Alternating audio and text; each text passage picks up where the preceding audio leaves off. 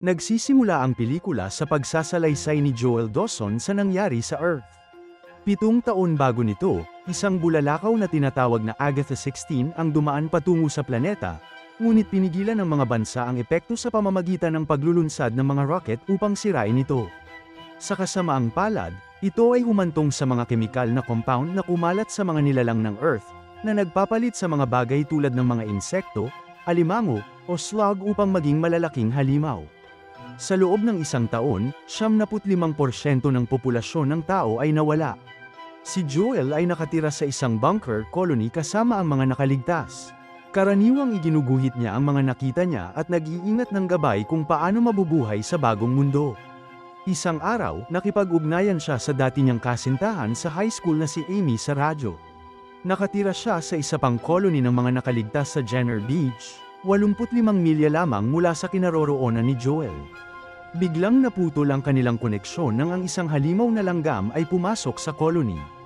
Gusto ni Joel na patunayan ng sarili niya sa iba na kaya niya rin silang ipaglaban.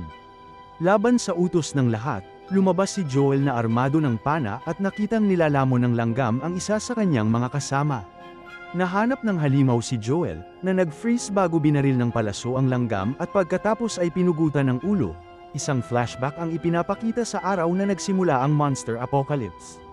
Si Joel at Amy ay nakaupo sa isang burol sa kanyang sasakyan kung saan matatanaw ang bayan. Iginuhit niya ang isang larawan niya ngunit inamin na ito ay kakilakilabot. Habang nagsisimula silang gumawa, nakarinig sila ng mga sirena at nakikita ang mga rocket na inilulunsad. Pabalik sa kasalukuyan, nagpasya si Joel na lumabas ng mag-isa upang hanapin si Amy. Ngunit ang nakaligtas na kasamahan niya sa kolonya ay nagpapayo laban dito dahil ito ay magiging lubhang mapanganib at hindi siya handa sa kung ano ang naruroon. Sinabi ni Joel na ayaw niyang gugulin ang katapusan ng mundo ng mag-isa, kaya't ang iba ay nagpaubaya at hinayaan siyang pumunta, at kumuha ng mga armas na maaari niyang dalhin. Hindi nagtagal sa kanyang pakikipagsapalaran, nakakita siya ng isang frog na halimaw sa isang lawa.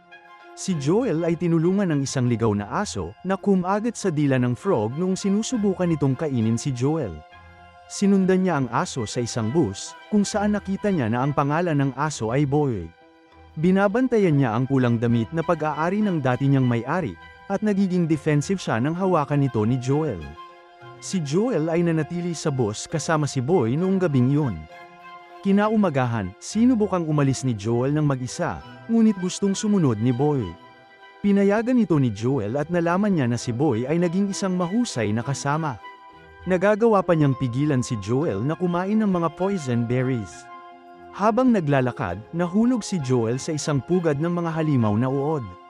Siya ay natagpuan ng mga nakaligtas na sina Clyde at Minnow. Tinulungan nila siyang bunutin at patayin ng mga nilalang gamit ang isang katana at granada.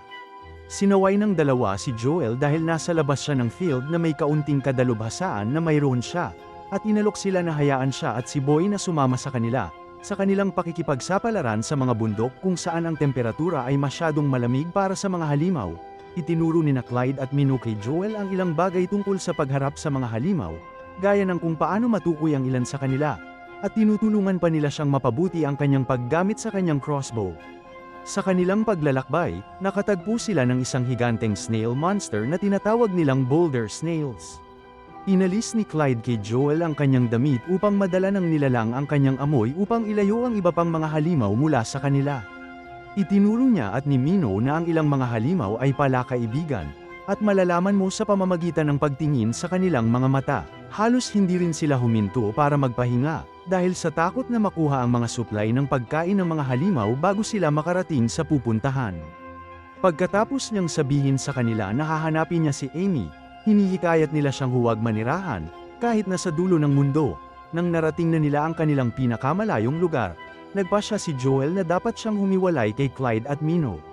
Sa umpisa, galit si Minnow mula nang makasama nila si Joel, ngunit binigyan siya nito ng isang tubo ng kolorete bilang alaala, na mahal niya at ipinagpapasalamat niya. Iniwanan din siya ni Clyde ng ilang salita ng pampatibay loob bago sila maghiwalay ng landas. Sa pagpapatuloy nila Joel at Boy, nakakita sila ng malaking halimaw ng alupihan na halos kainin si Boy. Nag-freeze muli si Joel ngunit naalala niya noong kasama niya ang kanyang mga magulang noong araw ng apocalypse. Hindi niya magawang iligtas ang mga ito at pinagmasdan silang dinurog ng isang halimaw. Inipon niya ang kanyang tapang at binaril ang halimaw ng 2 beses upang iligtas si Boy, na sinusubukang patayin ito. Si Joel at Boy ay pumunta sa isang inabandonang sasakyan at nakahanap ng isang robot na tinatawag na Mavis. Ang Mavis na ito ay naka-on at may natitira pang limitadong lakas ng baterya. Nagagamit niya ang kanyang radyo para tulungan si Joel na makipag-ugnayan kay Amy, at nalaman niyang wala pang 10 milya ang layo nito mula sa kanyang lokasyon. Sinabi ni Amy kay Joel na may dumating na kapitan ng yate kasama ang kanyang mga tripulante, bago maputol ang radyo. Nagpalabas ang Mavis ng isang pagpapakita ng mga ilaw at ipinakita pa kay Joel ang isang video na alaala ng kanyang ina, na nagsasabi ng mga nakapagpapatibay na salita sa kanya, at nagpaiyak sa kanya. Malapit nang maubos ang baterya ng Mavis at pagkatapos ay ibinaon ni Joel ang robot. Kinabukasan, nagpatuloy sina Joel at Boy, ngunit tumalon si Boy sa ilog matapos mahulog ang damit ng kanyang dating may-ari. Naakit nito ang atensyon ng isang Queen Sand Gobbler, isang napaka-nakamamatay na halimaw. Nagawa ni Joel na patayin ito sa pamamagitan ng pag-timing ng paghagis ng granada at paghagis nito sa bibig ng nilalang sa tamang sandali. Gayunpaman, sinigawan niya si Boy dahil muntik na silang mapatay, dahilan para tumakas ang maliit na aso kay Joel. Pagkatapos ay nakita niyang nakagat siya ng maraming linta at nagsimula siyang mag-hallucinate mula sa lason. Nakahanap siya ng pako na sinabi sa kanya ni Clyde na gumagana bilang isang anti-venom. Pagkatapos ay nakita niya si Amy at ang ilan sa mga kasama niyang nakaligtas na papalapit sa kanya at hinalikan siya nito bago mawala ng malay. Nagising si Joel sa bunker ni Amy, kung saan nalaman niyang hinalikan niya talaga ang isang nakatatandang lalaking nakaligtas sa halip na siya. Ipinakilala niya siya kay Cap, ang pinuno ng pangkat ng yate na tila dumating upang dalhin ang colony sa isang mas ligtas na lokasyon. Matapos makita ni Joel ang setup sa beach, may private moment siya kasama si Amy. Bagamat masaya siyang makita siya at natutuwa na nakaligtas siya, sinabi niya sa kanya na matagal na siyang nakamove on sa kanya, at nakipagrelasyon pa siya sa isa pang survivor na namatay noong nakaraang taon. Si Joel ay maunawain ngunit siya ay nalulungkot. Tinitipon ni Cap ang mga nakaligtas sa paligid upang talakayin ang kanyang plano na tipunin ang lahat sa ibang lugar. Ngunit iminumungkahi ni Joel na subukan nilang tumira sa ibabaw batay sa kanyang natutunan. Pagkatapos ay tumawag siya upang makipag-ugnayan sa kanyang colony upang ipaalam sa kanila na nakarating siya ng ligtas. Ang lahat ay nasa sabik at masaya na marinig ang boses ni Joel, pati na rin ang pag-alam na siya ay talagang nakapatay ng isang halimaw.